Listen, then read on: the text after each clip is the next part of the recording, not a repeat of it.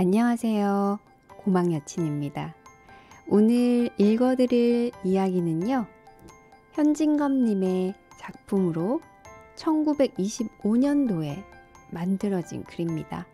제목은 비사관과 러브레터예요. 이전에 저의 중고등학교 시절에 이 글을 참 재미있게 읽었던 기억이 있는데요. 그럼 비사관과 러브레터 이야기를 한번 들어볼까요? C학교에서 교원 겸 기숙사 사감 노릇을 하는 B여사라면 딱장대요, 독신주의자요, 찰진 야속꾼으로 유명하다. 40에 가까운 노처녀인 그는 주근깨 투성이 얼굴이 처녀다운 맛이란 약에 쓰려도 찾을 수 없을 뿐인가. 시들고 거칠고 마르고 누렇게 뜬 품이 곰팡 쓸은 굴비를 생각나게 한다. 여러 겹 주름이 잡힌 헐렁 벗겨진 이마라든지 숱이 적어서 법대로 쪽지거나 틀어 올리지 못하고 엉성하게 그냥 빗어 넘긴 머리꼬리가 뒤통수에 염소똥만하게 붙은 것이라든지 벌써 늙어가는 자취를 감출 길이 없었다. 뾰족한 입을 앙다물고 돋보기 너머로 쌀쌀한 눈이 노릴 때엔 기숙생들이 오싹하고 몸서리를 칠 만큼 그는 엄격하고 매서웠다. 이 비여사가 직업을 하다시피 싫어하고 미워하는 것은 소위 러브레터였다. 여학교 기숙사라면 의뢰히 그런 편지가 많이 오는 것이지만 학교로도 유명하고 또 아름다운 여학생이 많은 탓인지 모르되 하루에도 몇 장씩 죽느니 사느니 하는 사랑 타령이 날아들어 왔었다. 기숙생에게 오는 사신을 일일이 검토하는 터이니까 그따위 편지도 물론 비여사의 손에 떨어진다. 달짝지근한 사연을 보는 족족 그는 더할 수 없이 흥분되어서 얼굴이 불그락부르락 편지 든 손이 발발 떨리도록 썽을 낸다. 아무 까닭 없이 그런 편지를 받은 학생이야말로 큰 재변이었다. 하악하기가 무섭게 그 학생은 사감실로 불리어 간다. 분해서 못 견디겠다는 사람 모양으로 새근새근하며 방 안을 왔다 갔다 하는 그는 들어오는 학생을 잡아먹을 듯이 노리면서 한 걸음 두 걸음 코가 맞닿을 만큼 바싹 다가들어서서 딱 마주선다. 웬 영문인지 알지 못하면서도 선생의 기색을 살피고 겁부터 집어먹은 학생은 한동안 어쩔 줄 모르다가 간신히 목이 마는 소리로 저를 부르셨어요? 하고 묻는다. 그래, 불렀다 왜? 팍 무는 듯이 한마디 하고 나서 매우 못마땅한 것처럼 교의를 우당퉁탕 당겨서 철썩 주저앉았다가 그저 서 있는 걸 보면 장승이냐? 왜 앉지를 못해? 하고 또 소리를 빽 지르는 법이었다. 스승과 제자는 조그마한 책상 하나를 세에 두고 마주 앉는다. 앉은 뒤에도 내 죄상을 내가 알지? 하는 것처럼 아무 말 없이 눈살로 쏘기만 하다가 한참 만에야 그 편지를 끄집어내어 학생의 코앞에 동댕이를 치며 이건 누구한테 오는 거냐? 하고 문초를 시작한다. 앞장에 제 이름이 쓰였는지라 저한테 온 것이야요 하고 대답 안 할 수 없다. 그러면 발신인이 누구인 것을 재쳐 묻는다. 그런 편지의 항용으로 발신인의 성명이 똑똑치 않기 때문에 주저주저 하다가 자세히 알 수 없다고 내댈 양이면 너한테 오는 것을 내가 모른단 말이냐? 하며 불호령을 내린 뒤에 또 사연을 읽어보라 하여 무심한 학생이 나직나직하나마 꿀같은 구절을 입술에 올리면 비여사의 역정은 더욱 심해져서 어느 놈의 소유인 것을 기어이 알려 한다. 기실 보도 듣도 못한 남성의 한 노릇이요. 자기에게는 아무 죄도 없는 것을 변명하여도 고지 듣지를 않는다. 바른 대로 아뢰어야 망정이지 그렇지 않으면 퇴학을 시킨다는 둥, 제 이름도 모르는 여자에게 편지할 리가 만무하다는 둥, 필연 행실이 부정한 일이 있으리라는 둥, 하다못해 어디서 한번 만나기라도 하였을 테니 어찌해서 남자와 접촉을 하게 되었냐는 둥, 자칫 잘못하여 학교에서 주최한 음악회나 바자에서 혹 보았는지 모른다고, 졸리다 못해 주워댈 것 같으면 사내에 보는 눈이 어떻느냐, 표정이 어떻느냐, 무슨 말을 건네드냐, 미주알 고주알 캐곱하며 얼르고 볶아서 넉넉히 10년 감수는 시킨다. 2시간이 넘도록 문초를 한 끝에는 사내란 믿지 못할 것, 우리 여성을 잡아먹으려는 마귀인 것, 연애가 자유이니 신성이니 하는 것도 모두 악마가 지어낸 소리인 것을 입에 침이 없이 열에 띄어서 한참 설법을 하다가 닦지도 않은 방바닥에 그대로 무릎을 꿇고 기도를 올린다. 눈에 눈물까지 글썽거리면서 말끝마다 하느님 아버지를 찾아서 악마의 유혹에 떨어지려는 어린 양을 구해달라고 뒤삼고 곱삼는 법이었다. 그리고 둘째로 그의 싫어하는 것은 기숙사생을 남자가 면회하러 오는 일이었다. 무슨 핑계를 하든지 기어이 못 보게 하고 만다. 친부모, 친동기간이라도 규칙이 어떠니 상학 중이니 무슨 핑계를 하든지 따돌려 보내기가 일수다. 이로 말미암아 학생이 동맹휴학을 하였고 교장의 설교까지 들었건만 그래도 그 버릇을 고치려 들지 않았다. 이 비사감이 감독하는 그 기숙사에 금년 가을 들어서 괴상한 일이 생겼다는 이보다 발각되었다는 것이 마땅할는지 모르리라. 왜 그런고 하면 그 괴상한 일이 언제 시작된 것은 귀신밖에 모르니까.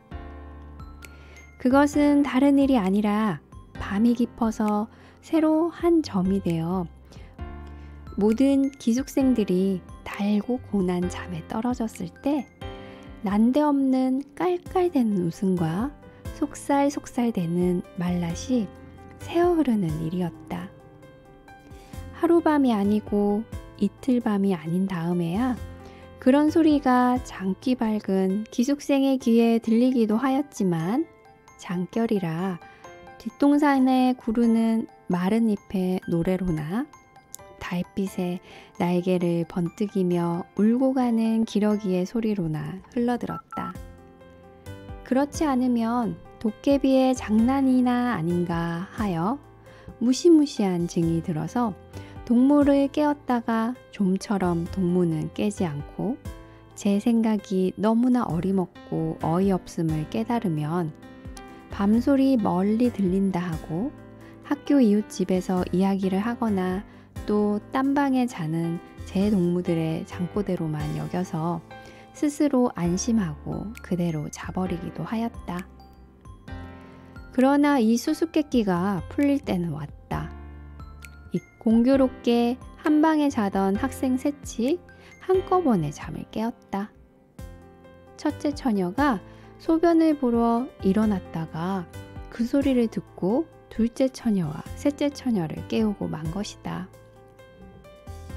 저 소리를 들어보아요. 아닌 밤중에 저게 무슨 소리야? 하고 첫째 처녀는 호둥그레진 눈에 무서워하는 빛을 띄운다. 어젯밤에 나도 저 소리에 놀랬었어. 도깨비가 났단 말인가? 하고 둘째 처녀도 잠 오는 눈을 비비며 수상해한다. 그 중에 제일 나이 많을 뿐더러 장난 잘 치고 짓궂은 짓을 잘하기로 유명한 셋째 처녀는 동무말을 못 믿겠다는 듯이 이슥히 귀를 기울이다가 나는 수상한걸? 나는 언젠가 한번 들어본 법도 하구먼. 무얼 잠 많이 오는 애들이 이야기를 하는 게지. 이때 그 괴상한 소리는 땡땡울 웃었다. 새 처녀는 귀를 소스라쳤다. 적적한 밤 가운데 다른 파동 없는 공기는 그 수상한 말 마디를 곁에서 나는 듯이 또렷또렷이 전해주었다. 오, 태운씨, 그러면 자키 좋을까요? 간드러진 여자의 목소리다. 경수씨가 좋으시다면 내가 얼마나 기쁘겠습니까? 아, 오직 경숙씨에게 바치는 나의 타는 듯한 가슴을 인제 아셨습니까?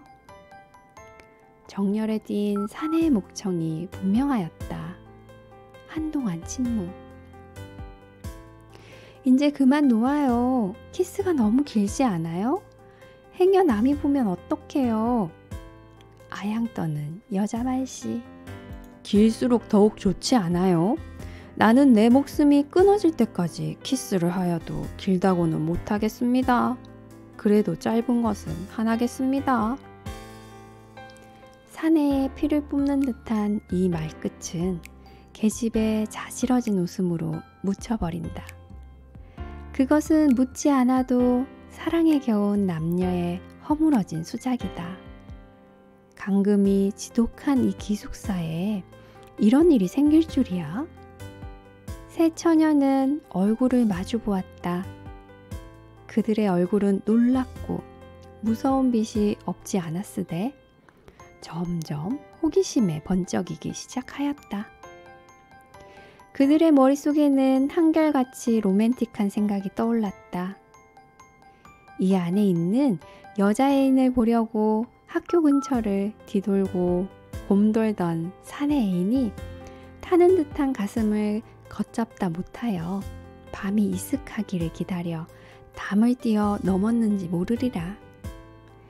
모든 불이 다 꺼지고 오직 밝은 달빛이 은가루처럼 서린 창문이 소리 없이 열리며 여자애인이 흰 수건을 흔들어 사내인을 부른지도 모르리라. 활동사진에 보는 것처럼 기나긴 피륙을 내리워서 하나는 위에서 당기고 하나는 밑에서 매달려 디룽디룽 하면서 올라가는 전경이 있었는지 모르리라. 그래서 두 애인은 만나가지고 저와 같이 사랑의 속삭거림을 잦아졌는지 모르리라. 꿈결 같은 감정이 안개 모양으로 눈부시게 새 처녀의 몸과 마음을 휩싸돌았다.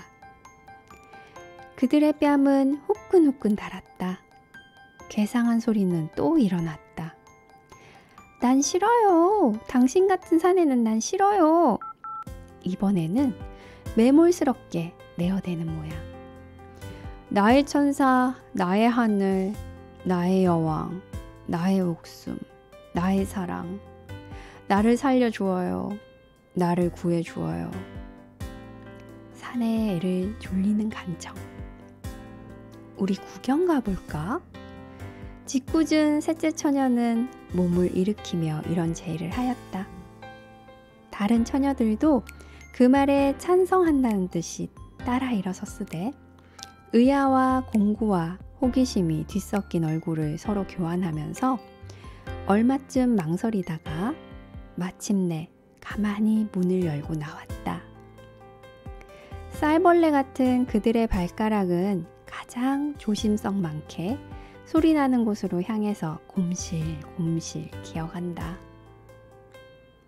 컴컴한 복도에 자다가 일어난 새 처녀의 흰 모양은 그림자처럼 소리 없이 움직였다. 소리나는 방은 어렵지 않게 찾을 수 있었다. 찾고는 나무로 깎아 세운 듯이 주춤 걸음을 멈출 만큼 그들은 놀랬었다. 그런 소리에 출처야말로 자기네 방에서 몇 걸음 안 되는 사감실일 줄이야. 그 방에 여전히 사내의 비대 발괄하는 푸념이 되풀이되고 있다.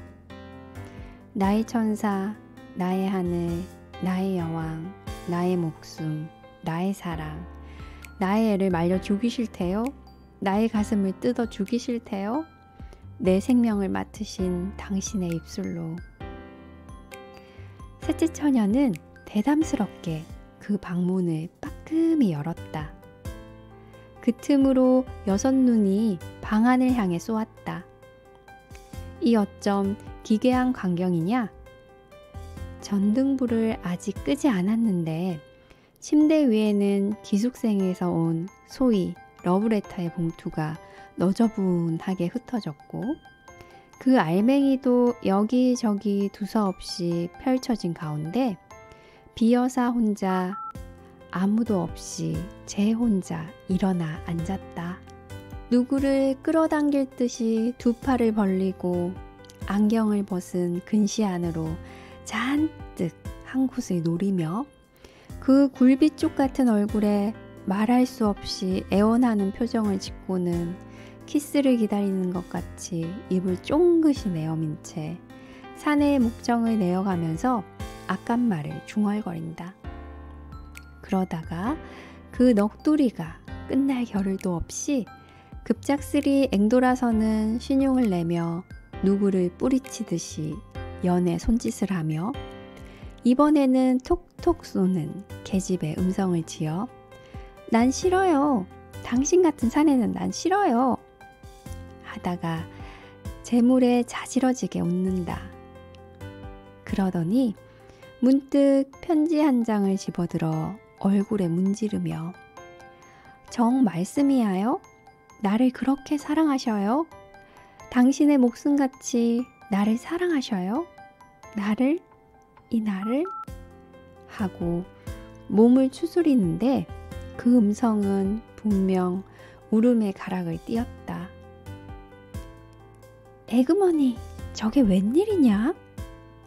첫째 처녀가 소곤거렸다. 아마 미쳤나 보아. 밤중에 혼자 일어나서 왜 저리고 있을꼬? 둘째 처녀가 맞방망이를 친다. 에그 불쌍해. 하고 셋째 처녀는 손으로 고인 때 모르는 눈물을 씻었다. 참 재미있는 글이었습니다. 오늘도 비사관과 러브레터와 함께 공황 여친의 목소리를 들어주셔서 감사합니다. 좋아요와 구독은 저에게 아주 큰 힘이 될 것만 같네요. 그럼 안녕히 주무세요.